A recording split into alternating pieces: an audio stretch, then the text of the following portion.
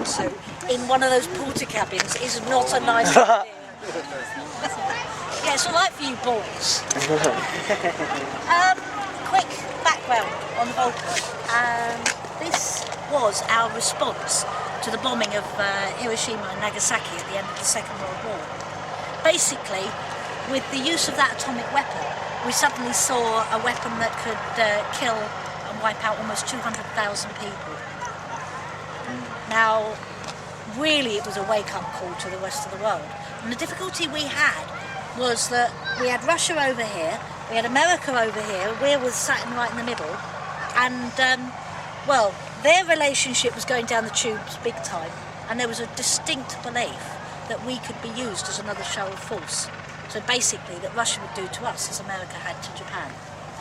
So we decided that, well, we can't let that happen. What we need to do is to make sure that if Russia decided to kick off, we had something that looked the part and could do the job. In other words, we designed our own nuclear weapon called Blue Danube, and then we built the Vulcan as one of 3 aircraft that were designed to carry Blue Danube and to deploy it if that had ever happened. So, first designs for the Vulcan, well, they go all the way back to 1947, and the first Vulcan flew in 1952. Now, if you go onto YouTube, you can still find video footage of a white Vulcan flying into Farnborough, and you wouldn't hear about it these days. There was only a matter of hours on the airframe because they were determined that they wanted to get the Vulcan to that particular show. And the thing about Farnborough in those days was that you had over 8 hours of flying, every aircraft was different, and every aircraft was British. So it's when we really were at the top of the world in engineering, and especially in aerospace. 3 years later, in 1955, a Vulcan went back again to display, and the pilot at the time was called Rolly Falk. Now, Rolly Falk was a bit of a character. He didn't like flying suits, so he always flew wearing a tweed suit. And he took a Vulcan and he did a complete barrel roll in front of the crowd. Seen it all. Now, after he landed, the airshow director went up to him and he said, "That's not what bombers do, so don't do it again." That's what The problem is, I know that was one of the flying manoeuvres that a lot of the pilots used to do, just to prove, not that just them, but this aircraft as well. In fact, the Vulcan could outfly all the fighters of its era. And there's even stories of Vulcans being able to outfly F-16s. So this is really manoeuvrable. You've got very large elevons on here. Now, you've been looking at your aviation studies. You'll see on most aircraft you have elevators and ailerons. Well, we haven't got a tailplane. We've only got the single. So these will cover both roles of elevator and aileron. So we call them elevons. And we've got 8, 4 on each side, and each one is controlled by its own motor. Now it's a little electro-hydraulic motor. The predominant systems on the Vulcan are electrical, and they're powered by alternators from those 4 engines. So these are Rolls-Royce Bristol Olympus engines, and they're the forerunners of Concorde. Now, we haven't got afterburner, we make enough noise on our own. But they did used to test the Concorde engines put underneath a Vulcan. So they actually fitted that engine. Like, if you can imagine what the noise is, have you guys ever seen the Vulcan fly? Yeah. So you've seen how noisy it can get. And you imagine now with a Concorde engine on board as well. I'm deaf. Was cool. Let's go and stand underneath. Come on. I'll probably have to wear headsets. Let's go. You know what kids do when they hear loud aircraft? They have to wear their Yeah, they have to wear those We'll probably earphones, have to wear don't them. Yeah. Especially when there's not just 2 afterburners, but 4 afterburners. That'll just that. X-ray hotel bar back there. I'm making that. None of the engine colours. Now smell the aviation fuel. Wow. Now, obviously the Bombay and Blue Danube fitted snugly in here. In fact, when the doors doors were closed, you could just about get your hand between the bomb and the door. So that's how big, and it extended front to back. Later on, they used to have blue steel. Blue steel was too big for the bomb bay and would extend both rearwards and forwards. Oh, In fact, they had to remove the doors or even modify the doors on some, so that the bomb itself sat proud of the aircraft. The difference between the two weapons, well, Blue Danube was a drop and run as fast as you can type bomb, whereas Blue Steel was, it was basically you dropped it and it could go for about another 150 miles on its own, which gave at least you a bit more of a chance to get away. The early Vulcans were painted white, and it was known as anti-nuclear flash. Because the theory was, as I said, if you were dropping Blue Danube, blooming great big bomb, the flash from that, the white, would reflect some of the heat away from it. Personally, if you think a tin of white paint is going to protect you from a nuclear blast, go for it. They changed the livery and the colour because originally the Vulcans were designed to fly high altitude. Now, I've got records of Vulcans flying at 70,000 feet. Now, we're talking edge of space territory. In fact, what I say to the little kids is that, you know, on a clear blue day, when you're looking up in the sky and you can see that trail going across the sky, and this little thing like that going with it, and that's taking some lucky person on holiday, that will be flying at about 35,000 feet, which is half the altitude that this is going to achieve. In fact, I did hear from a couple of people now, that Boscombe Down, which was a training and a test establishment, one day a buzz went around the cabin because they reckon they got one to 80,000 feet. But at that height, the engine started to liver a little bit. Engines don't particularly like it if you haven't got much oxygen. So, don't know. I'll only say that that's what we call Vulcan folklore. I can't tell you because I've got no written record of it. There's no passenger access in here. It is interesting to note that there's a film called Thunderball, James Bond film, and it's an old one. Sean Connery was James Bond, really cool. And in that, there's a Vulcan. In fact, the Vulcan plays quite a big part in the film. And at one part, James Bond dives down into a submerged Vulcan. And he goes through a very convenient doorway into the cockpit. Now the engineers have looked everywhere for that door and we haven't found it yet. Now the problem is, if you were to go through there, you'd have to get through 2 fuel tanks, nose wheel bay and a sealed bulkhead. So I think it would be an artistic licence. In fact, the only place that you can carry passengers or carry personnel is in the cockpit. Oh. Right, You top hands, hold your heads. Ready? I won't laugh. it's the scale. It's the scale.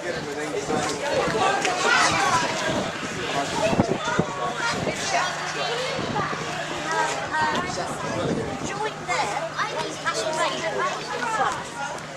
So everything from the join there, that would be the radar equipment. So the ground terrain mapping type of radar system.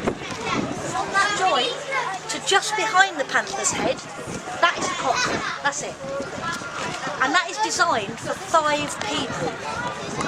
So at the top, at the very top there, you've got a pilot and co-pilot, and then at the back, just about underneath where the Panther's head is, 3 seats, they all face backwards, and that's your air electronics officer, the plotter, so that's the guy with the maps, and then you've got this side would be the radar operator and the bomber.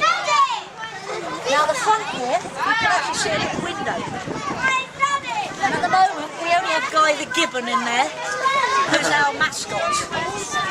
However, this is a bomberman's window. So this is designed that you would have a guy laying on his belly here looking out this window. However, the radar equipment that came into force really superseded the need for this. However, when they were testing the radar equipment, you'd have to calibrate it.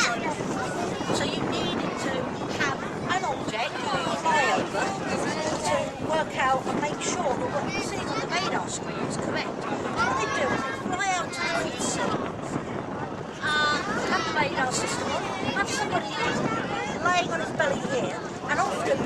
out the North Sea, it would be a light ship. And they do figure of eights around that. And the guys will tell you that they flew sometimes so low over the top that they felt as if they could have just reached out and changed the bulb on top of the mast. Now that's one thing to talk about, low level flight. Now I said when they were high altitude they used to be white, and then they discovered that flying at high altitude wasn't a way of defending against being shot out of the sky. In fact, there was Gary Powers in the U-2 spy plane who was shot down from those sort of altitudes. So what they decided to do was to bring the aircraft down low level. Now at this time you had the reinforced bombers, 3 aircraft that were all developed with the same idea, the Vulcan, the Victor and the Valiant. But this was where the Vulcan came into its own, because when you brought those down to low level, now at low level the air is much more turbulent, puts a lot more stress on an aircraft airframe. So what they found was, with the Victor for example, it would suffer from structural issues in the wings. Now don't get me wrong, the Victor is an excellent aircraft and at altitude slightly outperformed the Vulcan perhaps, but at low level this was as good as it was at altitude. It performed brilliantly. So what they did was they put the Victors up as tankers and they kept that role as tankers. And whilst these carried on with the low level sneaky deaky under radar type stuff. In fact, our Vulcan was the first, if not possibly the only Vulcan that I know of that was sent into the remnants of a nuclear cloud. So basically somebody had detonated a nuclear weapon and we flew the aircraft through the cloud and underneath the wings were what we call sniffer pods. Basically you open it up, you fly through that cloud or what was left of it, close it up, fly back to the UK, send those pods off to somewhere like Manston, and then they can look at the isotopes inside and tell what type of weapons technology was being used. So I know this one was sent to do that job. Not sure if any of the other Vulcans did it. So low level, you've got different problems with visibility. If you're white, you can be seen very easily from above or from below. So what they did was they changed the livery, and you ended up with camouflage on the top, and then a sort of a grey colour underneath. I'm a woman, I can call it duck egg blue, but for men it's grey or blue. So you've got, so that was the difference. Here you can see we have what's known as wraparound camouflage, and that is the entire aircraft is camoed, and that was actually for display purposes, because it means that from the ground you can see it regardless of normally our weather's a bit like this. If she was painted white, I'd love to see a Vulcan flying in white. But if it was painted white, most of the time against the sky you wouldn't be able to see it. So that's why we put the camo on this aircraft. Speed-wise, well, 4 Rolls-Royce Bristol Olympus engines, they produce 17,500 pounds of thrust per engine. At 10,000 feet, you're getting around about 23,000 horsepower per engine. So that's why you can take a Vulcan and fly it at speeds approaching Mach 1, so it's 0.93. However, apparently, they even managed to push their luck with that and take it through the South Africa as well. As I said, manoeuvrable, so we know it's high altitude and it's also long range. You need to be long range. Now, in each of these wings, you've got great big wings, delta shape, and that actually, from an aerodynamic point of view, is excellent. Although, generally, if you've got a straight leading edge on the wing, think of the typhoon, that's unstable. And the reason you've got that, they use the instability on the typhoon to give it manoeuvrability. However, of course, you've got computers, and those computers counteract that instability. They reckon if you didn't have the computer, it would fly like a brick. So, if you look down our wings, you can see how they're shaped. In fact, take some time before you go and stand at the far end of the wing and look down that leading edge, and then think about a nature program diagram where you hold a bird's wing out, and then you can see the away elbow, and you can see the knuckle of the wing. So we've definitely gone very much a sort of an avian shape. And at the end of the day, birds have been doing it for millions of years. But the reason we had to do that on the Vulcan was, of course, we didn't have computers. So you had to slightly adapt to that design. Nevertheless, as I say, it made it manoeuvrable. But the other advantage, you've got a huge amount of lift. It's a huge wing, a lot of lift. In fact, our aircrew was saying that when they were at altitude, they were struggling to get the aircraft to come down because all it was wanting to do was do this again. So you actually have to fly it down because it's got such incredible lift. But the other advantage is that the efficiency of that wing is a ratio between what they call the chord, or the depth of the wing, and the size of the wing. Which on the Vulcan means that you've got the advantage that you can actually put the engines within that wing structure, therefore cutting down the amount of drag. Also, you'll notice that our main wheels are actually quite small. A lot of people comment, "Oh, aren't your main wheels small?" Well, part of that reason is the fact it means you can take those completely within the wing structure, and it then becomes flush. Now the other advantage to having a big wing like this, fuel. You've got 5 fuel tanks in each of those wings, and 4 in the main fuselage. It carries 74,000 pounds of fuel, which equates to about 42,000 litres or 9,000 gallons. And I know the next question is, how much fuel does it use? Well, we did an engine test the other day. We ran one engine at full power for 1 minute and we used 300 litres of fuel. So maybe not the most fuel efficient in the world. The other one, and of course, obviously the amount of fuel you use is dependent on what you're doing. So we also did a calculation. We were obviously bored one day, and we worked it out. If you flew the Vulcan low level, maximum speed, you could get 150 foot to the gallon. So next time someone is complaining about how little fuel they're getting out of their car, just think about the Vulcan. Think how many Tesco's points you get for that. So you've got a lot of fuel on board. That means that, well, depends. If you flew the Vulcan ultimate conditions, that is no payload, as high as you could get 4,600 miles in terms of range. However, generally in service they expect it to get between 2 to 2,500 miles without refueling. Now, as I said, this was the deterrent during the Cold War, so the whole idea was this had to look, well, intimidating. It also had to be able to react. Now, during the Cold War, you had 4 minutes notice. That was the first detection of something coming into our airspace to it landing. So they used to have a thing called the 4-minute warning. And even I remember on television, they would have what to do with that 4-minute warning. You know, what would you do with 4 minutes? There's not really much. Our engineers suggested it was a good idea to get used to a 3-minute boiled egg.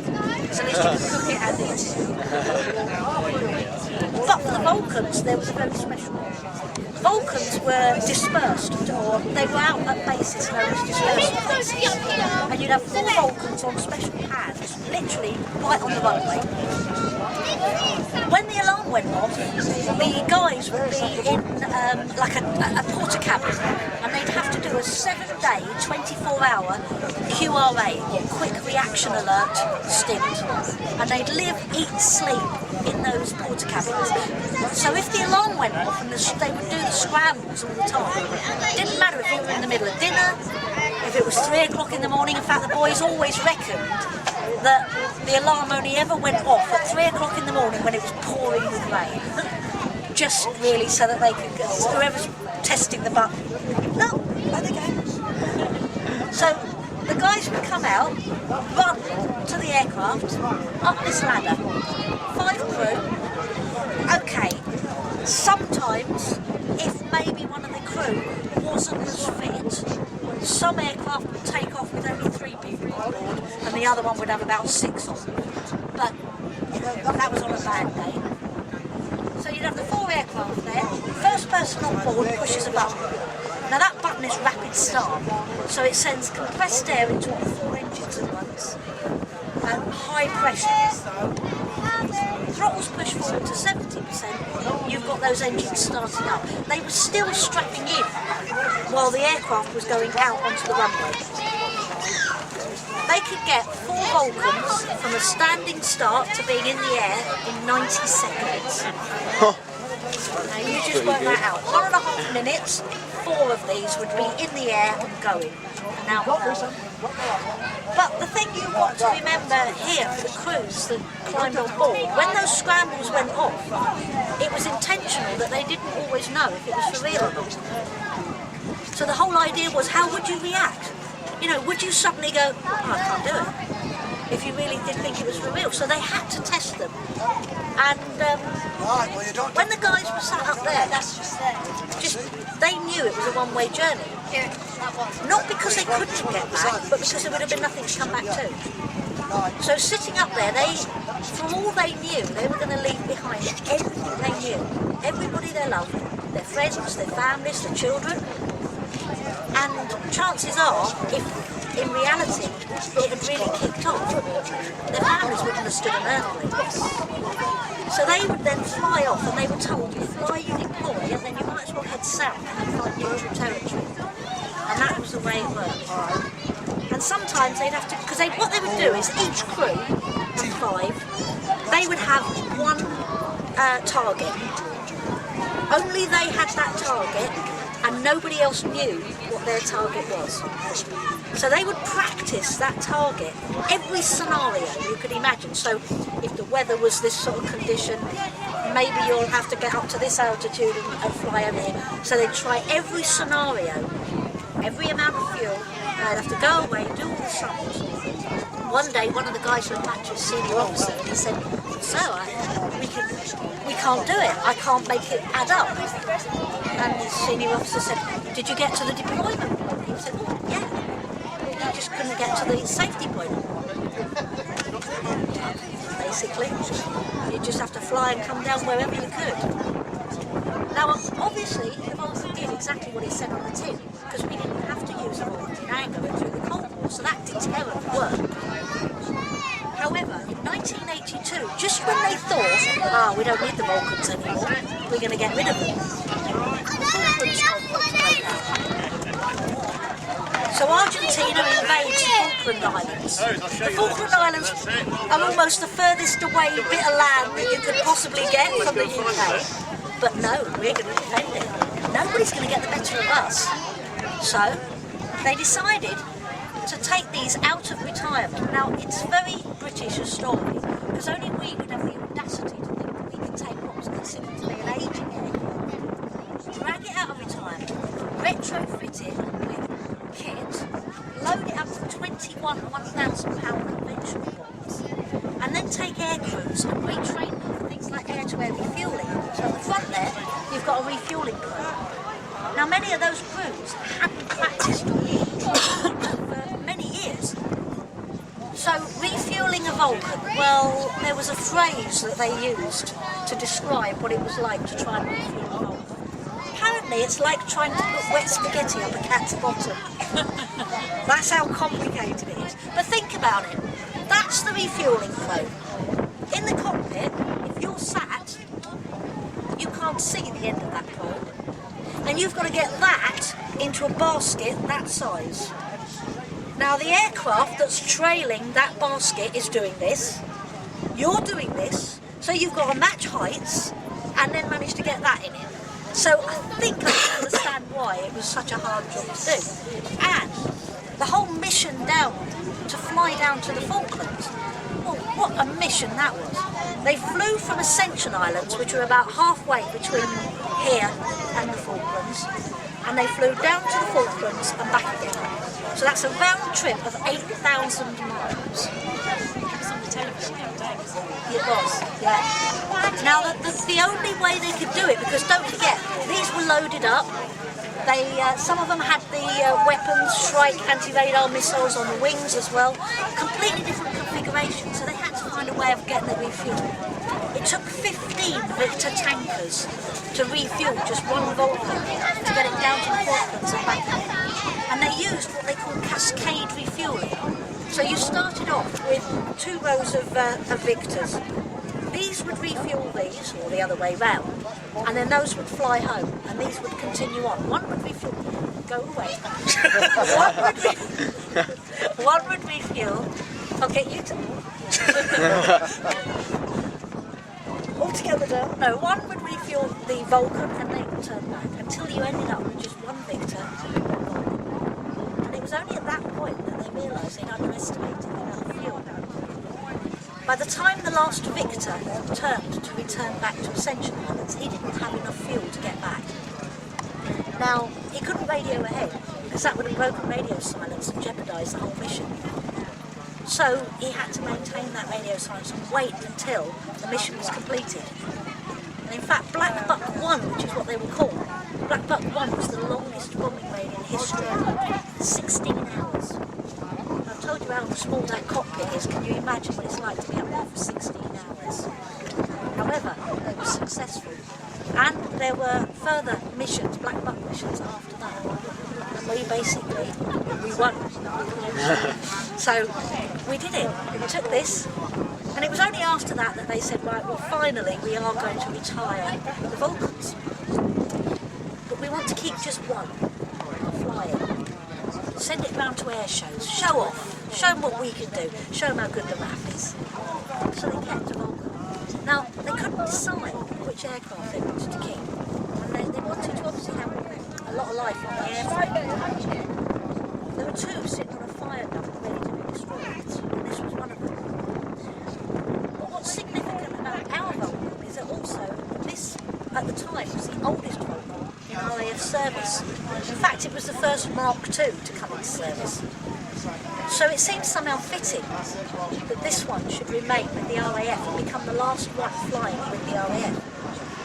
So, I mean, you guys are not going to remember, but if you went to air shows in the 80s, early 90s, it would have been this Vulcan you saw fly. And he had hair. He was actually on it when it was in the RAF as part of the Vulcan. Manston Airshow then, because that's when I got cooked. I used to live in a tower block in Malta, and I saw it practising out at sea, and I was just hooked after that. I couldn't get to the air show that day, but the Vulcan was flying out at sea, and it was just like, You couldn't miss it. It was a show for me! I was like, wow! Yeah. So this one flew then the last few years in RAF service. But by 92, the RAF said, oh, it's too expensive to get the Vulcan, so we're going to sell it. So they sold it for £25,000. Scrap value. I've often thought, new car, Vulcan, new car. Yeah, we know this every time, to be honest, because I'm silly like that. Do you remember what I said to you about there was the James Bond film, Thunderball? Well, the guy that bought this also bought the large-scale model that they used in that film, and he paid more for the model than he did for this aircraft. However, he also bought as many spares as he could lay his hands on. Depends on who I talk to, what way the wind is blowing, as to how many tons of spares there were. We're talking somewhere 500 tons of spares. And that was part of the reason why suddenly there was this thought, do you reckon we can get a Vulcan flying again? Because after this was sold and it landed, that was it, there were no more Vulcans flying. And they said, that's it, no Vulcan will ever fly again. And it was then that the project to put this back up in the air came into fruition. And in 1999, we actually started that restoration programme properly. In 2007, we did what a lot of people said we would never be able to do.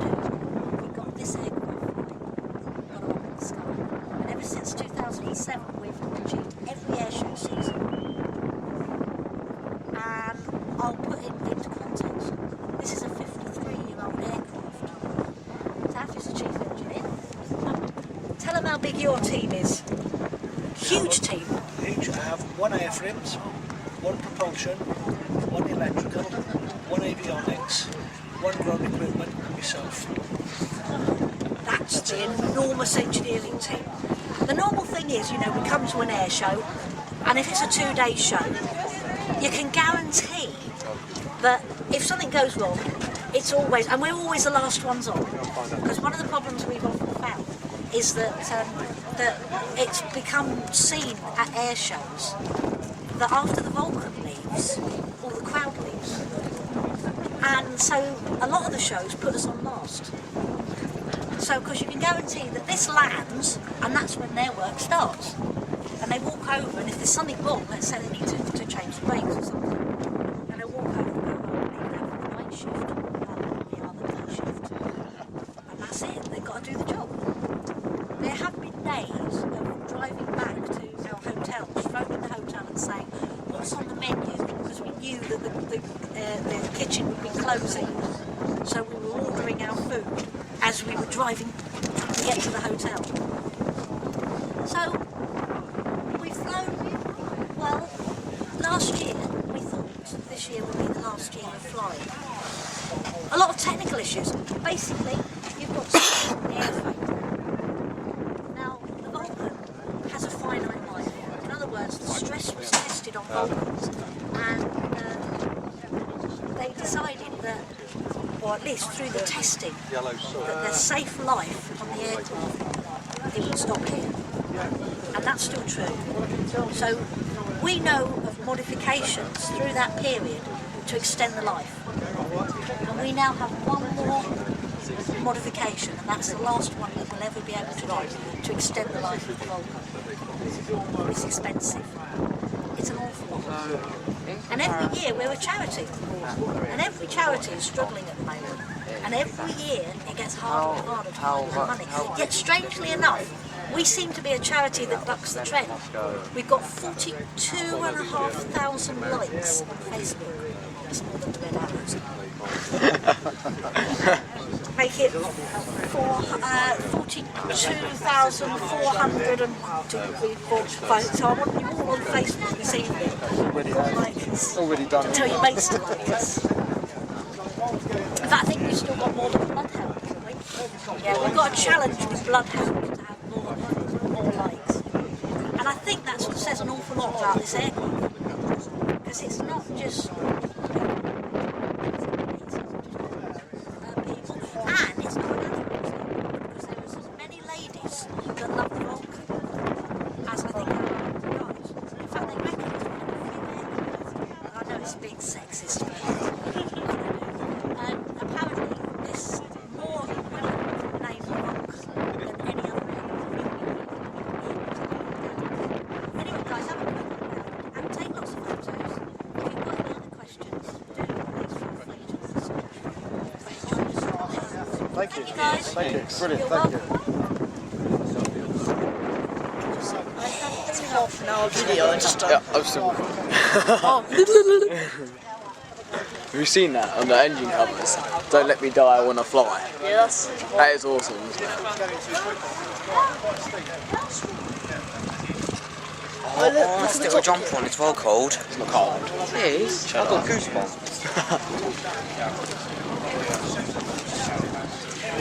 Smell the aviation fuel in here. You're gonna be like fainting on the floor in a minute. Whoa! I love the smell of aviation fuel though. Look up in. It's tiny in there. Why isn't it? Tiny, look at it. I need a flash on that. Tiny, it's really dark, so you need to get. Actually, it's not too dark. Because there's a little bit of light at the end. And no, there's seats here as well. This is what they said behind the.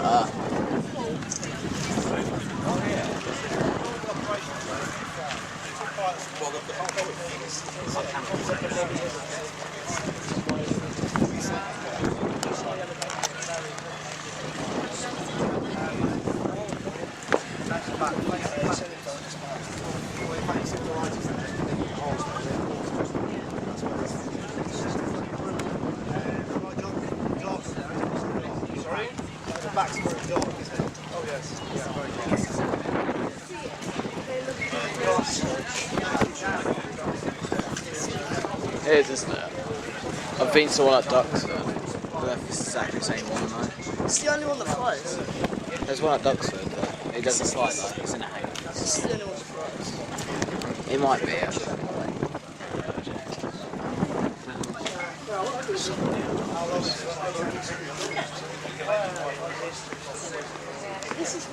This is now one of my favourite airplanes. Really? The Spirit of Great Britain right at the front, look. The Spirit of Great Britain.